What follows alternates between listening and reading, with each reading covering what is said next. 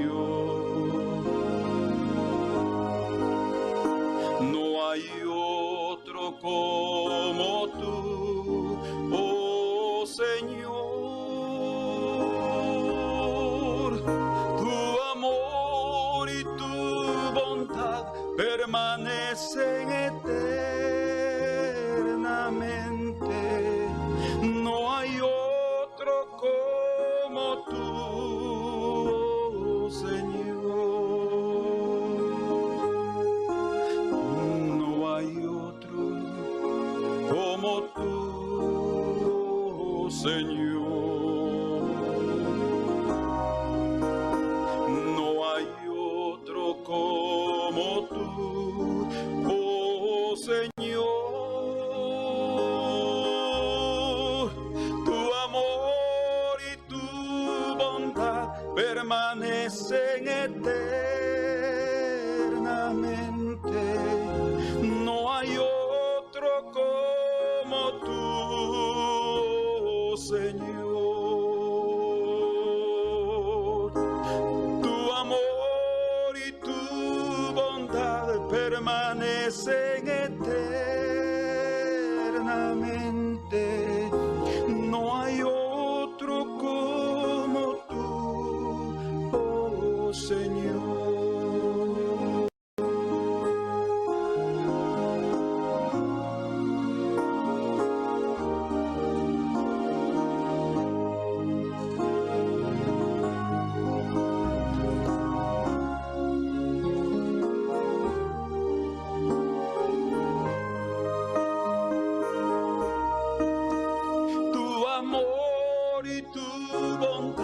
Permanecen eternamente. No hay otro como tú, Señor. Tu amor y tu bondad permanecen eternamente. No hay otro como tú, oh Señor.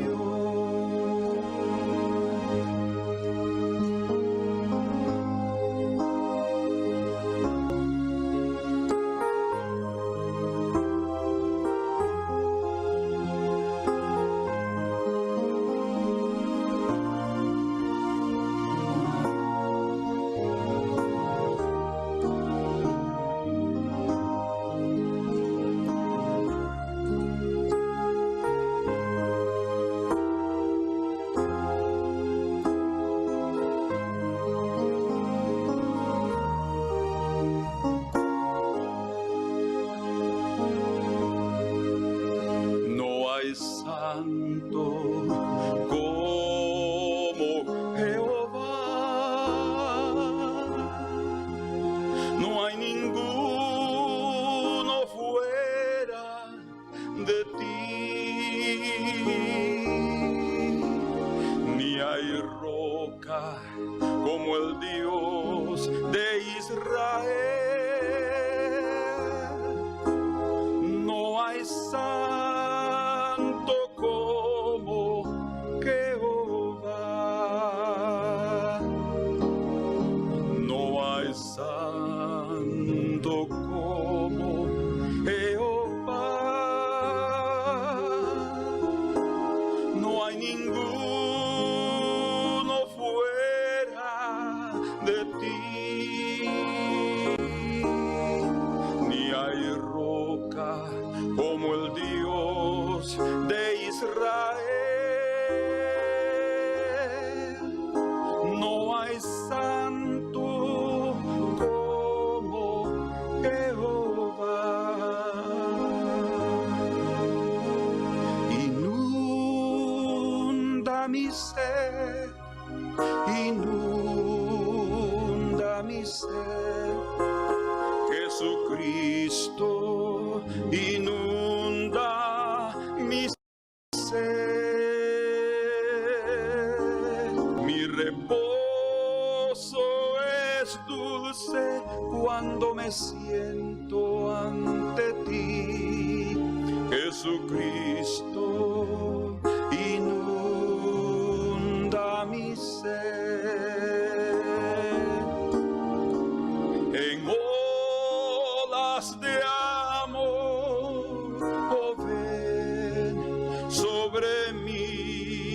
Jesucristo, inunda mi ser. Señor, tú eres precioso. Nuestra alma se siente feliz contigo. Estamos en paz en tu presencia, Señor. Y aún en medio de las luchas y en medio de la tribulación, tú nos haces sentir tu presencia y eso nos anima, nos consuela y nos hace personas valientes, Señor. Tus hijos son valientes, porque en medio de cada situación difícil sabemos quién está con nosotros y no tenemos temor de lo que pueda hacer el hombre.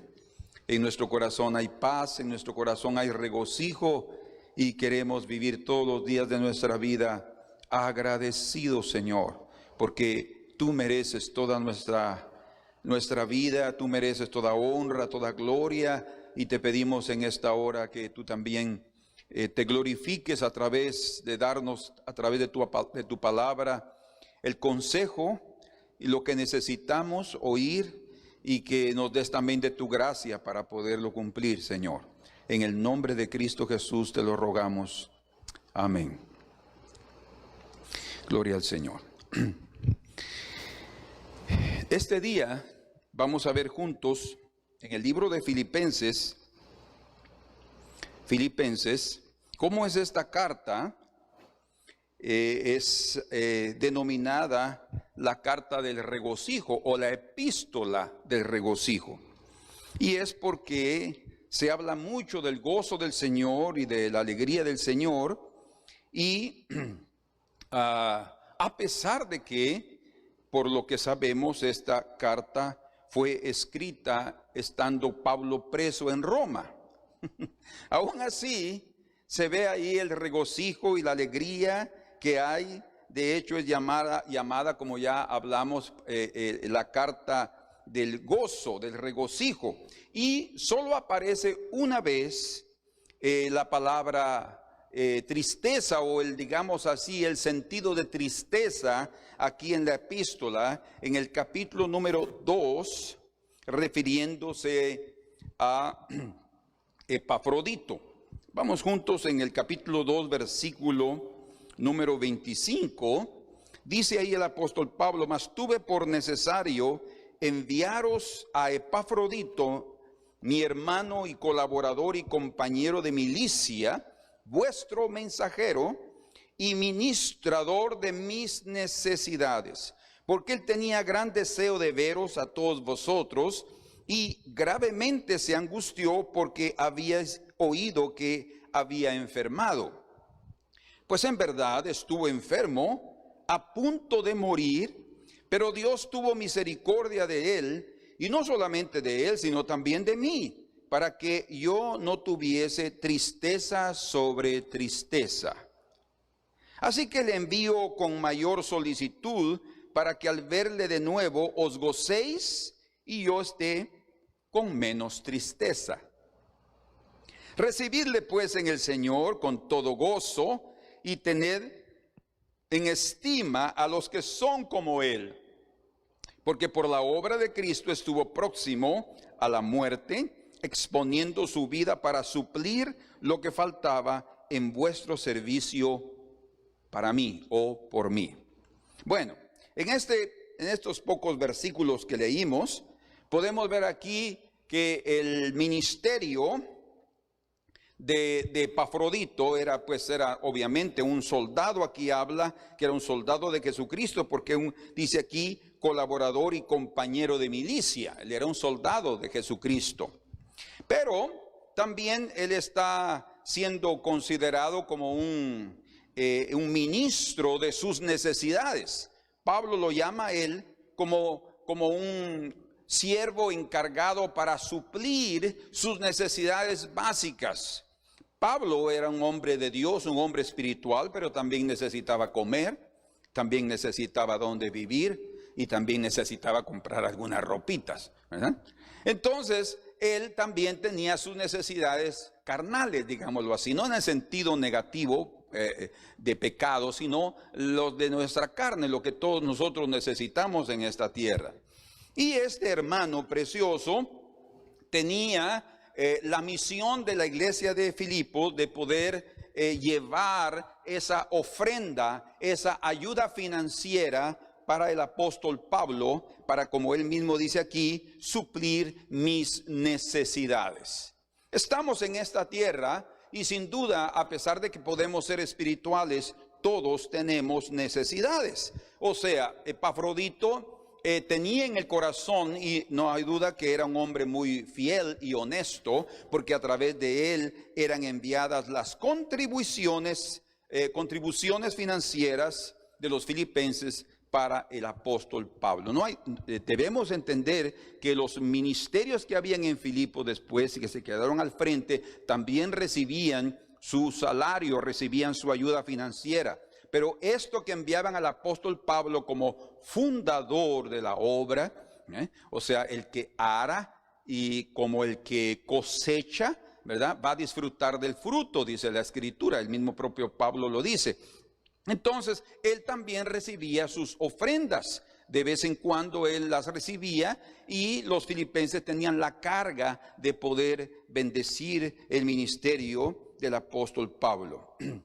Entonces, Pablo tenía a Epafrodito, que su nombre quiere decir amoroso o deseable, de acuerdo obviamente también a su trabajo, de acuerdo a su carácter, no hay duda, y a su ministerio.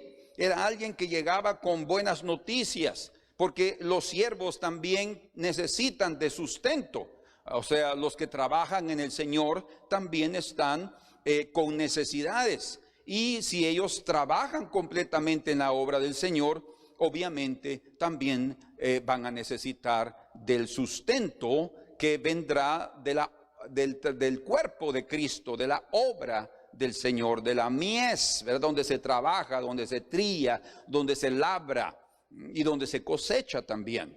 Entonces, aquí encontramos cómo es que también un detalle importante es que Epafrodito se enfermó. Dice que los filipenses estaban muy preocupados por la enfermedad de Epafrodito y por lo visto estuvo a punto de morir.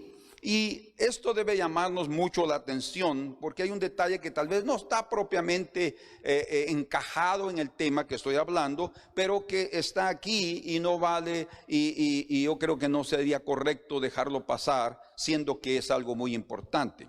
¿En qué sentido? Bueno, si ustedes se dan cuenta ahí, él estaba con el apóstol Pablo y estaba enfermo. Lo que quiero mostrarles es que la enfermedad es una calamidad común entre todos los hombres. Es una calamidad que nos llega a los hombres buenos, a los hombres malos, que nos llega a los creyentes y también a los ministros. O sea, nadie se escapa de enfermarse, ¿verdad? Y aquí encontramos a Epafrodito que se enfermó a tal grado que estaba para morir. Y no vemos en ningún momento aquí que se mencione que el apóstol Pablo haya orado por él o que inmediatamente por estar al lado del apóstol él pudiera curarlo. Lo que esto revela es que los ministerios apostólicos no tenían el don de cura como también el don de revelación, de escribir las cosas del Señor permanentemente y a la disposición y a la discreción de ellos. No. Cada don es dado por el Espíritu Santo y el Espíritu Santo es el que ministra en el momento oportuno para testimonio del Evangelio y para una señal para las otras personas cuando Él cree oportuno. O sea, el Señor sí usó al apóstol Pablo, por ejemplo, en Hechos capítulo 20, verso 10, cuando resucitó a Eutico, que todos daban por cierto que él había muerto, se había caído, y él lo levantó. Ese fue un milagro que sucedió, algo extraordinario, y sucedían resurrecciones y milagros de cura y todo. Pero eso no era algo permanente en sus vidas, tanto que Pablo estaba hasta triste de que él iba a perder a Epafrodito y su colaboración. Entonces tenemos que entender claramente que no es una cuestión de que nosotros disponemos de los dones del Espíritu o de los milagros que que ya están encomendados en nuestras manos. No, el que continúa haciendo milagros es el Señor. El que administra los dones es el Señor, ¿verdad? Y Él determina en qué momento oportuno para el servicio de su obra deben ser utilizados. Amén.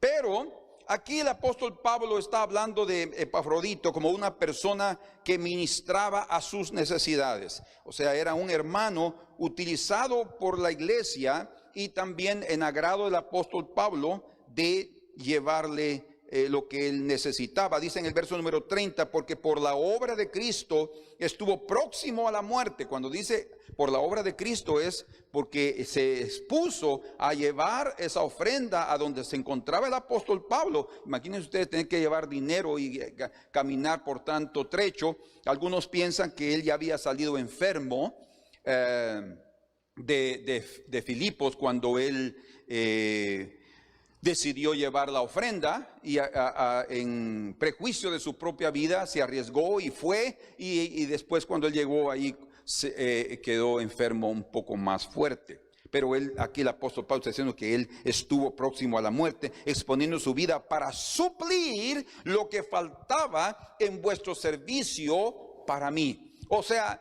es algo extraordinario cómo el apóstol Pablo ve la vida de Epafrodito y cómo realmente se cumple el significado de su nombre amoroso y deseable al llevar y suplir lo que el siervo necesitaba. Bueno, suplir para las necesidades de los ministros del Señor es una forma, sin duda, de manifestar el cuidado, el cariño y la consideración por el trabajo que ellos ejecutan. No hay duda que los filipenses tenían ese cuidado, ese cariño y la consideración de que el apóstol Pablo hacía un trabajo extraordinario, que él arriesgaba también su vida para poder llevar la palabra del Señor en medio de este mundo gentil, de este mundo griego que rechazaba a los judíos y obviamente también al evangelio en aquellos días. Pero el apóstol Pablo dice aquí en el capítulo número 4, versículo número 10, en gran manera me gocé en el Señor. Fíjense, me gocé en el Señor. ¿Por qué? Dice, de que ya al fin habéis revivido vuestro cuidado de mí. O sea, parece ser que por un tiempo los filipenses se olvidaron o no pudieron, como él mismo dice aquí, no tuvieron la oportunidad, no estaba con ellos el hermano amado que llevaba esas ofrendas, y entonces ahora nuevamente ellos revivieron el deseo de enviar su ofrenda para ayudar en los costos y en las necesidades, como muchos está resaltando aquí, del ministerio del apóstol Pablo. Dice, en gran manera me gocé en el Señor de que ya al fin habéis revivido vuestro cuidado de mí, de lo cual también estabais solícitos, pero os faltaba la oportunidad. Y viene aquí el apóstol Pablo y dice, no lo digo porque tenga escasez. Fíjense, o sea, él está diciendo ahí que está muy alegre, regocijado de las muestras de cariño que ellos manifestaron a través de enviar esa ofrenda.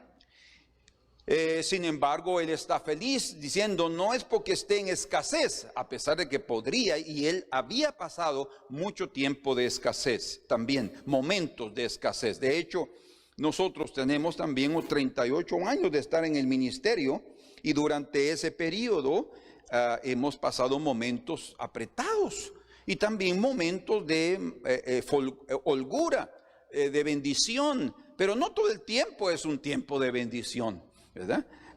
Hay tiempos de escasez y hemos aprendido a esperar también en la provisión del Señor. Y aquí el apóstol Pablo dice, no lo digo porque tenga escasez, pues he aprendido a contentarme cualquiera que sea mi situación. Que eso es evidencia de un corazón agradecido. Contentarme, estar agradecido cualquiera que sea mi situación. Él era un apóstol del Señor, un ministro del evangelio, un soldado del reino de Dios, y no estaba demandando de Dios prosperidad y bendición constante en su vida. No, Cualquier situación que el Señor permitiera en él, él estaba feliz, contento, satisfecho y agradecido. Pero si ustedes notan aquí, la provisión venía de parte del cuerpo. La provisión venía de parte de la iglesia. O sea, era el Señor que tocaba los corazones de los hijos de Dios, de las ovejas del rebaño, para poder dar la lechita y la carne que necesitaba el pastor. Dice en el versículo número 12, sé vivir humildemente y sé tener abundancia. En todo y por todo estoy enseñado.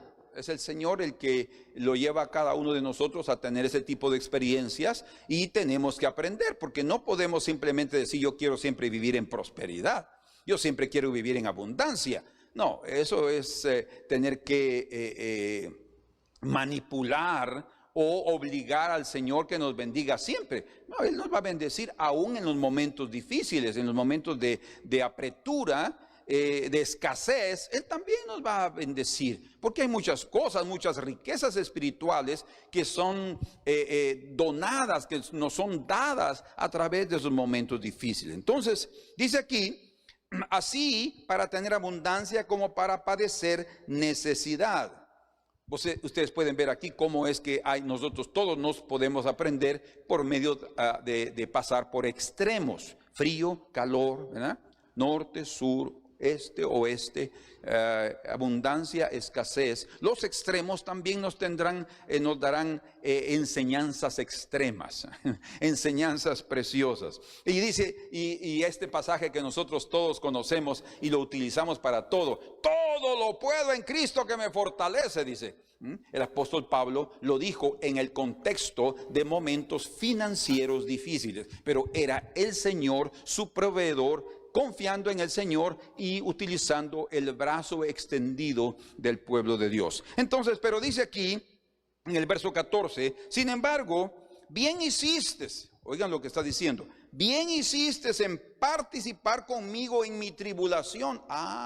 Quiere decir que en este momento él sí estaba pasando un momento de tribulación. De hecho, él escribió, como ya mencionamos, esta carta estando en la cárcel en Roma. Estaba pasando por un momento difícil y probablemente tenía algunos días bien apretado. A veces comía una vez, a veces comía 2 veces, a veces tenía que ayunar forzadamente. En fin, estaba pasando por un momento de tribulación, y cuando vino esa bendición, imagínense ustedes cómo podía el apóstol Pablo estar orando por los filipenses, debido que a través de ese corazón dadivoso, él fue alegrado, él fue bendecido y le fue suplido en sus necesidades. Por eso él dice, sin embargo, bien hicisteis en participar conmigo en mi tribulación.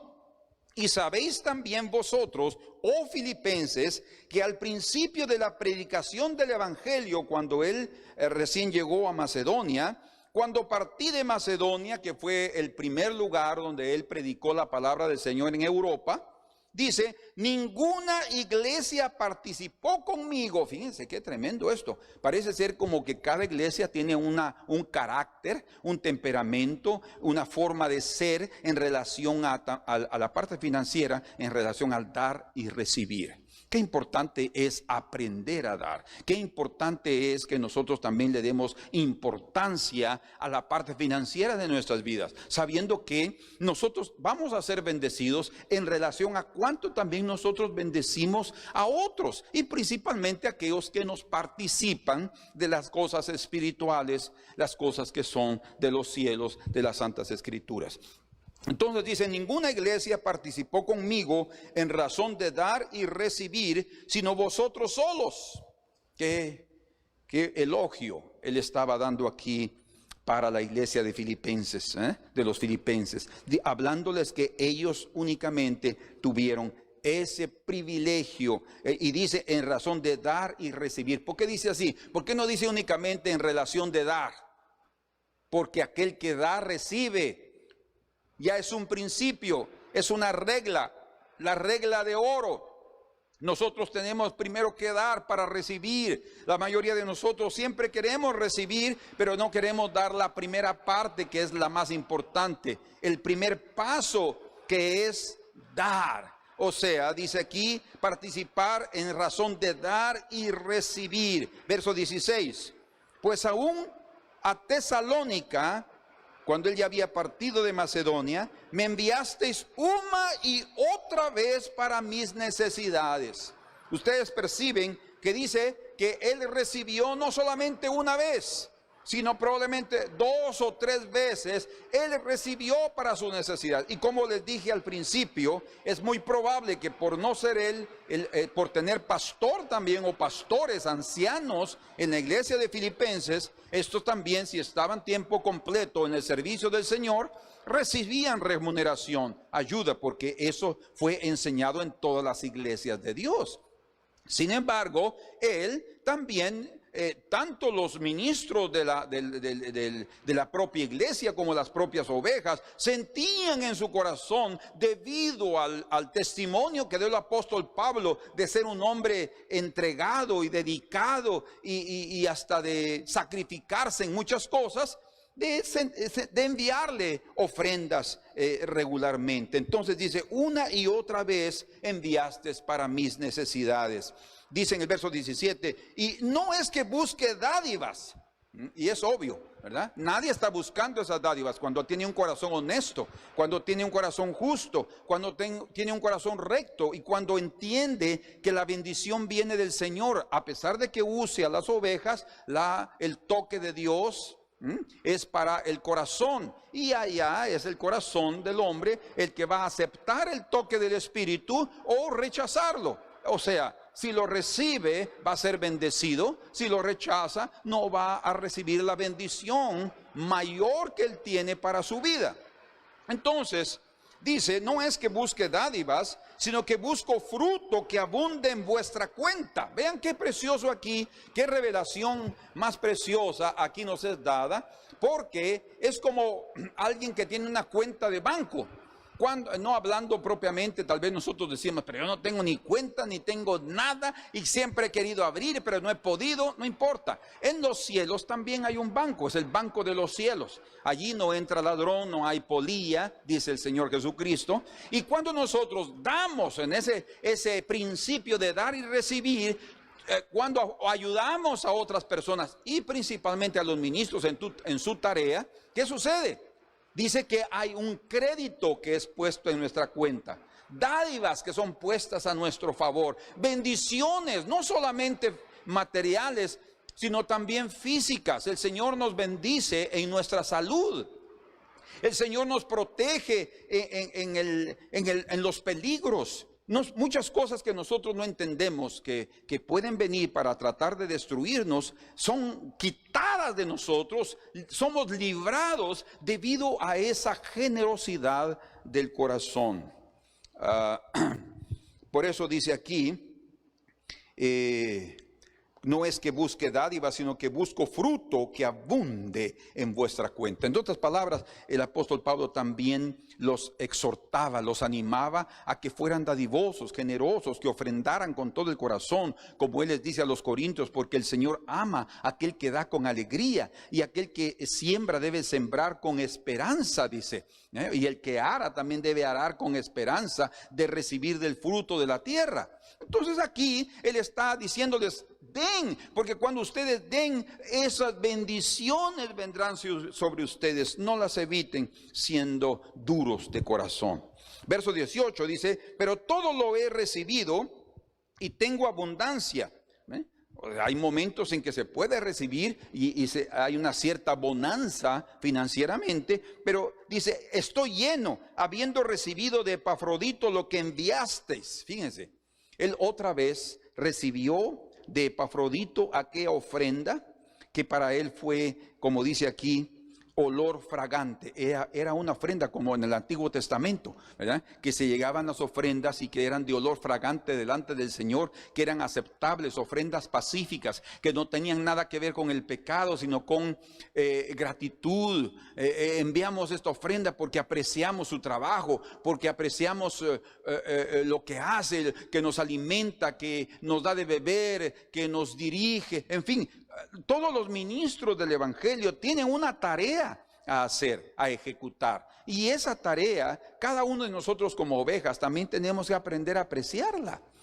Apreciarla, pero también a manifestar ese cariño, no solamente decirle gracias, ¿verdad?, por el trabajo que está haciendo. No, tiene que existir también en nuestros corazones, y yo estoy hablando esto con ustedes con toda la libertad, porque no acostumbro a hablar de cosas financieras para que no piensen que mi interés es que siempre estén dando, de ninguna manera.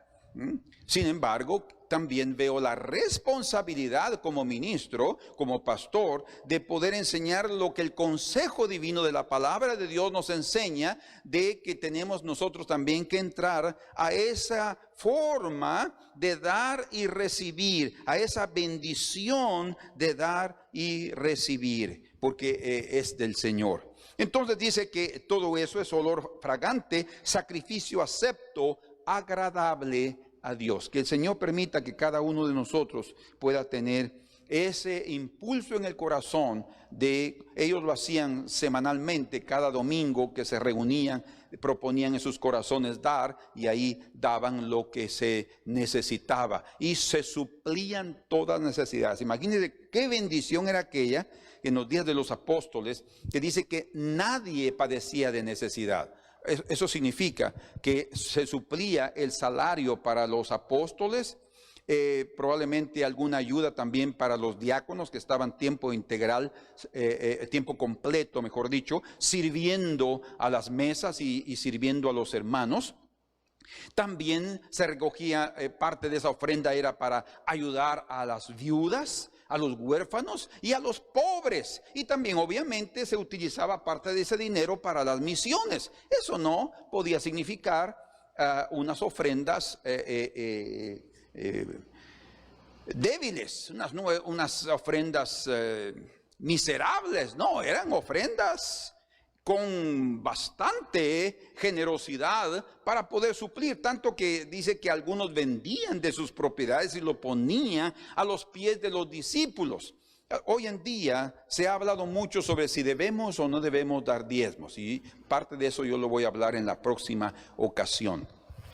Y decimos que únicamente se debería de dar una ofrenda voluntaria, porque los diezmos son del Antiguo Testamento. Mucha gente cree en eso, muchos pastores también predican eso, muchas denominaciones así lo ven y viven de ofrendas, pero ellos viven de ofrendas que motivan a los hermanos a dar jugosas ofrendas. ¿Por qué razón? Porque una simple ofrenda o una ofrenda poca no va a ser suficiente para cubrir las necesidades de varios ministros. Y eso un pastor como el apóstol Pablo, que era una sola persona, él era una persona soltera, recuerden, él no tenía ni esposa ni tenía hijos. Entonces él podía hasta conformarse, digámoslo así, hasta cierto punto, con una cantidad poca para suplir sus propias necesidades, que ya de por sí él se sacrificaba.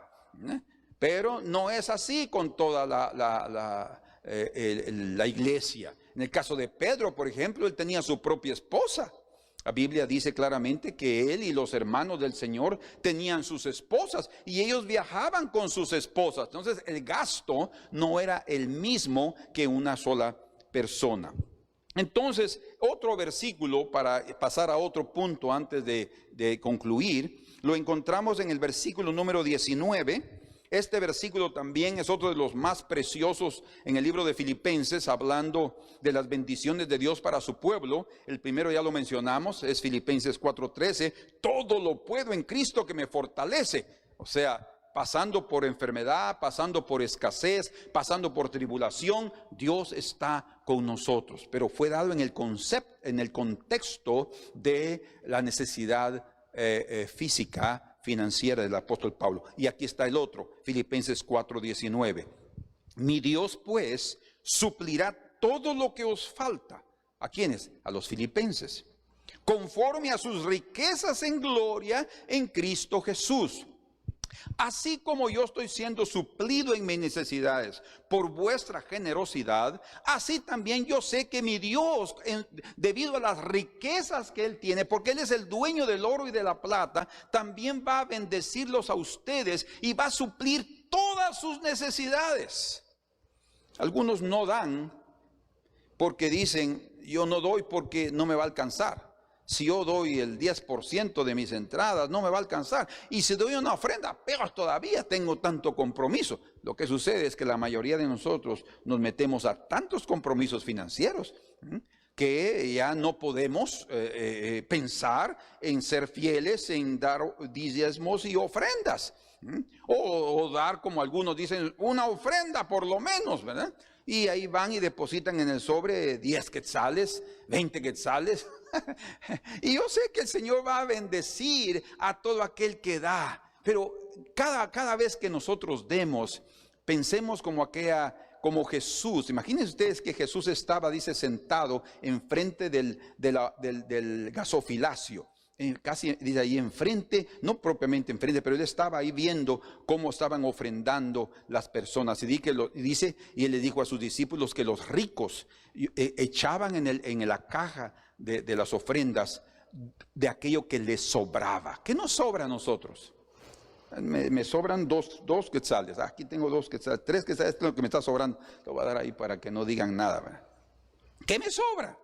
A un rico, ¿qué le puede sobrar? Pues tal vez 100 o 200 quetzales. Y alguien puede decir, ¡ala, qué ofrendona! Ofrendona para aquel que no tiene nada, para aquel que es pobre. Pero para él que es rico, 100, 200 quetzales no es nada, ¿verdad? Entonces es de acuerdo a las posibilidades de cada uno.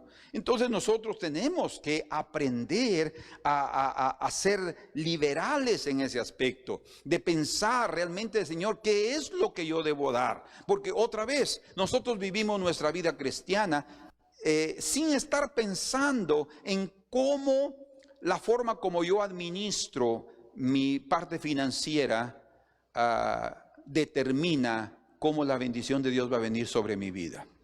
Es muy importante que yo aprenda a ser un buen administrador de los bienes del Señor, porque dice la Escritura que aquel que es fiel en lo poco, es fiel en lo mucho. Y si nosotros no somos fieles con lo ajeno, ¿cómo el Señor nos va a dar lo que es nuestro? Dice. Entonces, todo eso tiene que ver con la parte financiera de cada uno de nosotros. Entonces, el apóstol Pablo estaba feliz de poder decirle esto a los filipenses y quedó en un versículo que todos sabemos de memoria. Mi Dios pues suplirá todo lo que os falta conforme a las riquezas en gloria en Cristo Jesús. Y así es una gran verdad. El Señor va a bendecirnos cuando nosotros aprendemos a dar y a suplir a las necesidades de los otros. Amén. Por otro lado, las necesidades de una persona son diarias. O sea, el apóstol Pablo no tenía necesidades cada mes, ¿verdad? Cada mes tal vez tenía algún compromiso, como hoy tenemos todos, de pagar alquiler o de pagar un préstamo o en fin, cualquier cosa que cada uno de nosotros tengamos mensualmente. Pero hay necesidades diarias. ¿Cuáles son? Pues obviamente comer, beber, dormir, y para dormir necesitamos una cama, y para tener una cama pues también necesitamos un cuarto, y para tener un cuarto pues tiene que ser dentro de una casa. En fin, entonces todos nosotros tenemos necesidades diarias. Principalmente, imagínense ustedes, en aquel tiempo que el apóstol Pablo estaba preso en Roma, él estaba necesitado de muchas cosas. También necesitaba de visitas, necesitaba de esto, pedía un libro aquí, pedía el rollo de no sé qué, pedía aquí y allá, y él pedía otra cosa, y miren, hay mucho frío, cómprenme una sábana para taparme, en fin, o algo para cubrirse la cabeza por el frío. Hay muchas cosas. Y en los tiempos de tribulación es cuando los siervos, obviamente, como aquí se encontraba el apóstol Pablo, más necesitan del cuidado de las ovejas. Y la razón de que tenemos necesidades diarias es porque somos carne. Todavía no hemos participado del poder de la resurrección. Vamos juntos ahora y vamos a ir despacio, porque esto sin duda es muy importante. Vamos a 1 Corintios capítulo número 9.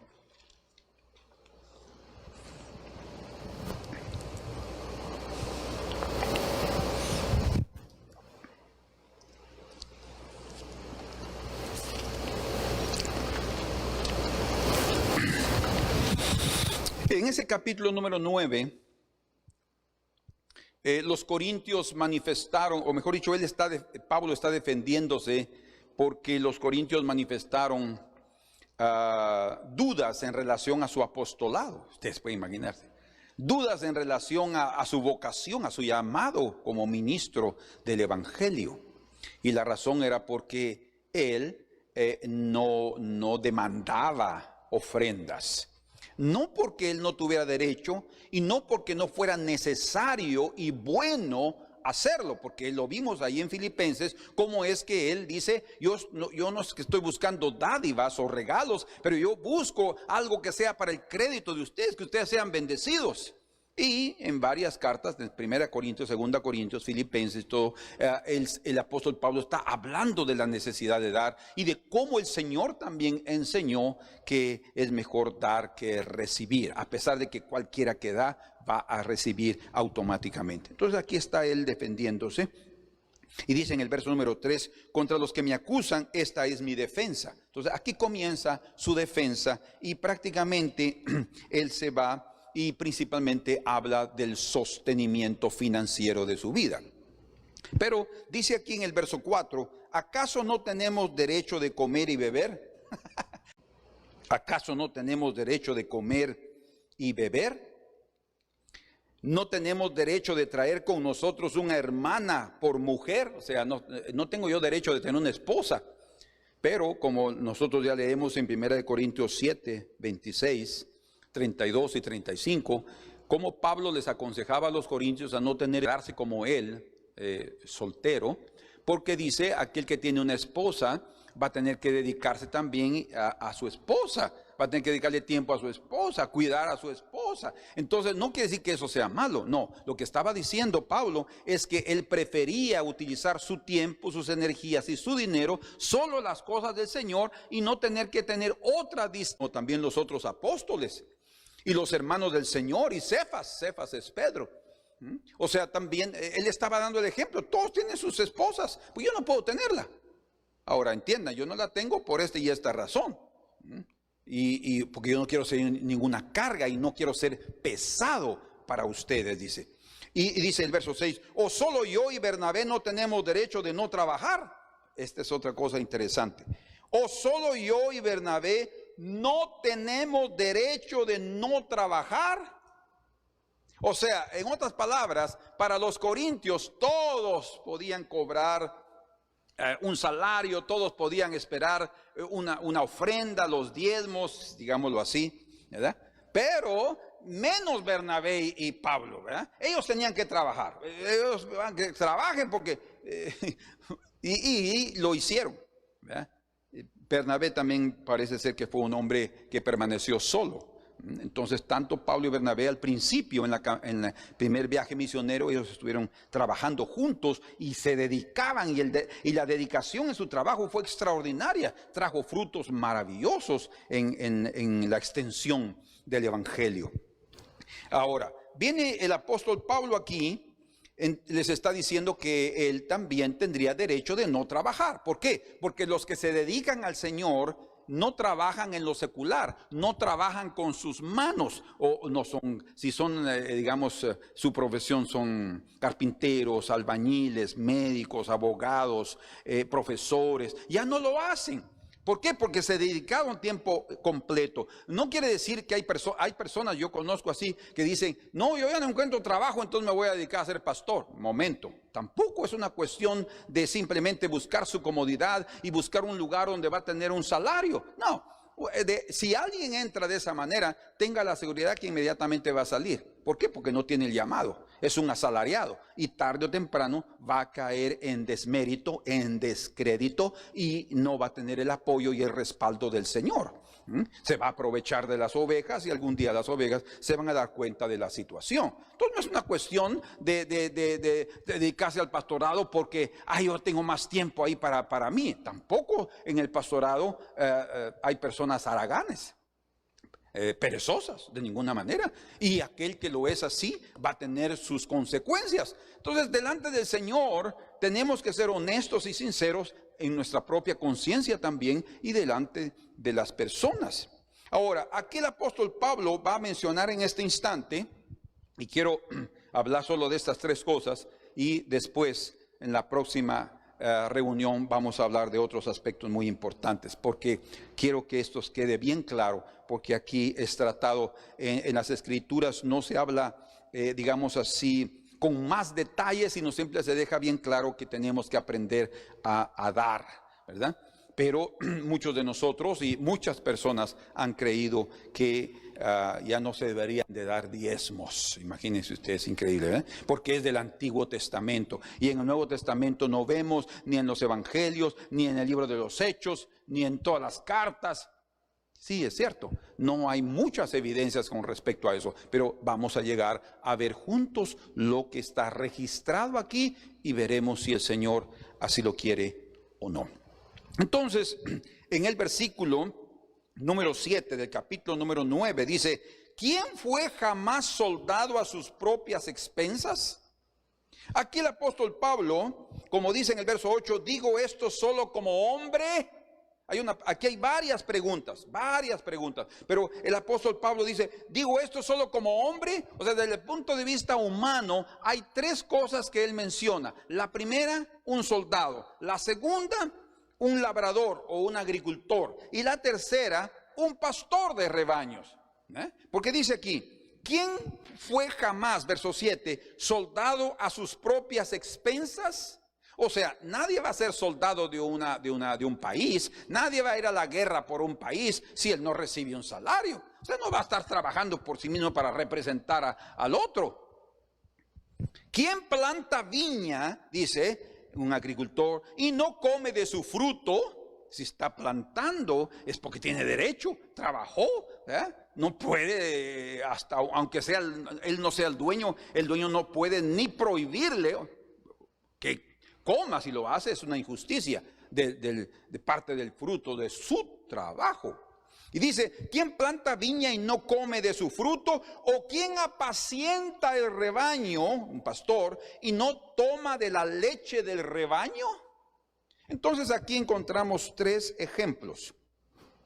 Tres ejemplos. Un soldado sostenido por el Estado, que vive sirviendo al Estado, que él es una persona que se dedica a entrenarse, a conocer de las armas, a conocer de estrategia y todo lo que necesita de logística, ¿verdad?, para poder defender a su nación, a su pueblo o a su reino, o a su rey o a su reina. Él es alguien que es pagado, recibe un salario para que haga eso. De hecho, vale la pena que nos vayamos juntos a primero libro de Samuel. Vamos al primer libro de Samuel, en su capítulo número 8, que es donde encontramos cuando el pueblo le pidió a Samuel que quería un rey. Y el Señor le dijo a Samuel, está bien, les vamos a dar un rey. Ahora les dirás los derechos del rey. Fíjense, los derechos del rey. Primero de Samuel capítulo 8, versículo número 9, dice, ahora pues oye su voz, le dice el Señor a Samuel, la voz del pueblo, mas protesta solemnemente contra ellos y muéstrales cómo les tratará el rey que reinará sobre ellos. La palabra ahí, tratar, es el derecho que el rey tendrá sobre ellos. Derecho. Un rey tendrá derechos. Y vean cuáles son esos derechos. Verso 10. Y refirió Samuel todas las palabras de Jehová al pueblo que le había pedido rey.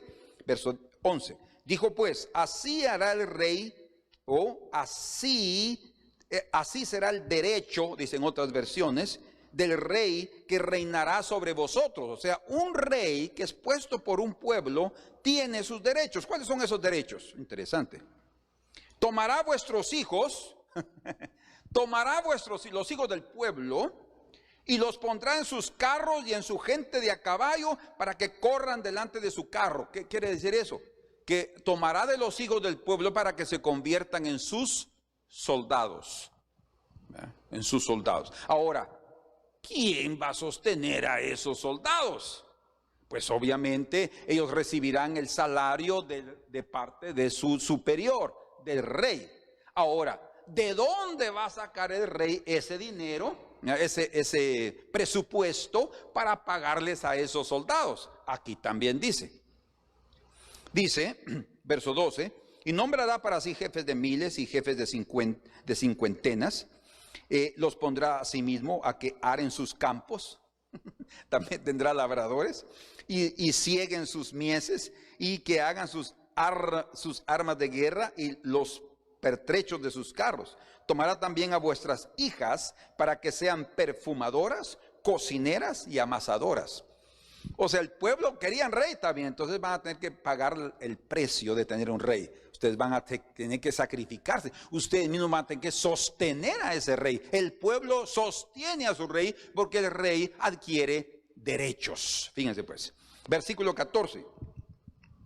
Asimismo tomará lo mejor de vuestras tierras, el rey, de vuestras viñas, el rey, y de vuestros olivares, y los dará a sus siervos, a los que les sirven al rey. 15. Diezmará. Interesante, ¿no? Diezmará también el rey vuestro grano y vuestras viñas, para dar a sus oficiales y a sus siervos. O sea, el salario de sus oficiales y de sus siervos saldría del diezmo del pueblo. Verso 16, tomará vuestros siervos y vuestras siervas, vuestros mejores jóvenes y vuestros asnos, y con ellos hará sus obras. Diezmará también vuestros rebaños y seréis sus siervos. O sea, parte del derecho del rey era que él diezmaría, o sea, quitaría la 10ª parte también de las entradas de cada familia, de cada tribu, de cada digamos así, grupo, y lo utilizaría para cubrir las necesidades de su reino. Bueno, aquí el apóstol Pablo en 1 Corintios 9, él está estableciendo una relación, ¿se dan cuenta?, entre la parte natural, porque aquí se mencionan 3 cosas, un soldado, un sembrador y un pastor. Son 3 ejemplos humanos de sostenimiento en cosas muy particulares o en oficios muy particulares, pero no está fuera de lugar. Esto es extraordinario, porque después del apóstol Pablo, es el Espíritu Santo, nos está llevando a entender que nosotros también llegamos a ser parte del reino de Jesucristo. Entonces, un soldado es sostenido por el Estado a quien sirve. El sembrador tiene derecho del fruto del cual él está trabajando. Y el pastor también tiene derecho de la leche del rebaño. Pero rápidamente, para terminar, porque el tiempo se nos fue y no quiero cansarlos, dice aquí también el apóstol Pablo, verso 8, 9-8 de 1 Corintios. ¿Digo esto solo como hombre? Ahora viene la otra parte. ¿No dice eso también la ley? O sea, en el Antiguo Testamento, en el libro de Deuteronomio específicamente, en lo que es el Pentateuco, la Torá, está también registrado todo eso. Y dice, verso 9, porque en la ley de Moisés está escrito, no pondrás bozal. Bozal quiere decir un tapado aquí en la boca, sobre el buey, y que ellos acostumbraban a colocar el trigo o la cebada u otro grano en la era, y ahí a través de las pezuñas de los animales, de los bueyes, de los asnos, ellos trillaban los granos y separaban el grano de la paja. Y así era como que quedaba limpio el grano a través del trabajo del buey. Pero aquí el Señor dio la orden, que ese buey no debería tener bozal, porque habían unos labradores malvados que no amaban a su bestia que trabajaba para ellos y no les daban el pago que les correspondía, el derecho que ellos tenían, ¿verdad?, en comer también, si ellos ya estaban cansados de estar trabajando, de agacharse un poquito y comer del grano que estaba ahí. Eran tan duros de corazón que les tapaban la boca para que ellos no comieran. Y el Señor ordenó y dijo: no pondrás bozal al buey que trilla. Si él está trabajando, si él está limpiando el trigo, la cebada, él tiene derecho de comer parte de esas semillas, porque está gastando energías, ya está con hambre y quiere satisfacer sus necesidades. Entonces, aquí vemos la primera parte que el apóstol Pablo está diciendo, y dice, en otras palabras, como dijo en el versículo número 4, ¿acaso no tenemos derecho de comer y beber? ¿Acaso un buey no tiene derecho de comer y beber? Y entonces el apóstol Pablo dice aquí, verso 9, porque en la ley de Moisés está escrito: no pondrás bozal al buey que trilla. ¿Tiene Dios cuidado de los bueyes? Pregunta él aquí, ¿o lo dice enteramente por nosotros? Bueno, no hay duda que Dios también tiene cuidado de los bueyes. Él también se preocupa por los bueyes. No podemos pensar en el Salmo 36, por ejemplo, el versículo número 6. Solo quiero darles este ejemplo. Salmo 36, 6.